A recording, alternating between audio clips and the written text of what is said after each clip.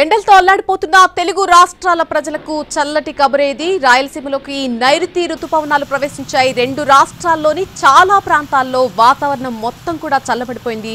దీంతో హైదరాబాద్తో పాటు తెలంగాణలోని పలు జిల్లాలకు వర్ష సూచన చేసింది భారత వాతావరణ శాఖ. సికింద్రాబాద్, షాద్నగర్ ప్రాంతాల్లో ఇప్పటికే వర్షం కురుస్తోంది. జగిత్యాల, కుమరంభీం జిల్లాల్లో కూడా వాన పడుతోంది. ఇక జగిత్యాల జిల్లా కోరట్లో పిడుగులతో కూడినటువంటి వర్షం పడింది. ఈదురుగాలులకు పలు కాలనీలకు విద్యుత్ సరఫరా నిలిచిపోయింది.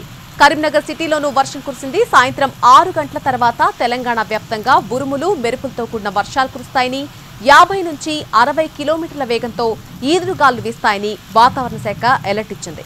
ఇక ఖమ్మం, నల్గొండ, సూర్యాపేట, మహబూబాబాద్, రంగారెడ్డి, వికారాబాద్, హైదరాబాద్, సంగారెడ్డి, మహబూబ్ నగర్, నాగర్ కర్నూల్, వనపర్తి, గద్వాల జిల్లాలకు ఎల్లో అలర్ట్ జారీ చేసింది. ఇక ఏపీలో చూస్తే అక్కడక్కడ వానలు పడుతూ ఉన్నాయి. ప్రకాశం జిల్లా కంబం మండలంలో వడగళ్ల వాన కురిసింది.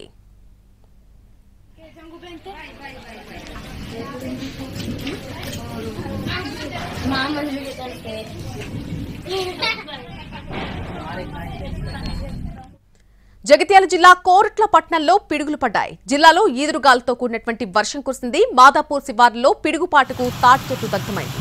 భారీ ఈదురుగాలులకు కోరట్ల పట్టణంలోని పలు కాలనీల్లో విద్యుత్ సరఫరా నిలిచిపోయింది. మధ్యాహ్నం వరకు బాగా ఎండ కాసింది. జనం బుక్కపోతతో బుక్కిరి బిక్కిరైపోయారు. ఒక్కసారిగా వాతావరణం మొత్తం చల్లబడ్డంతో జనం రిలాక్స్ అవుతున్నారు.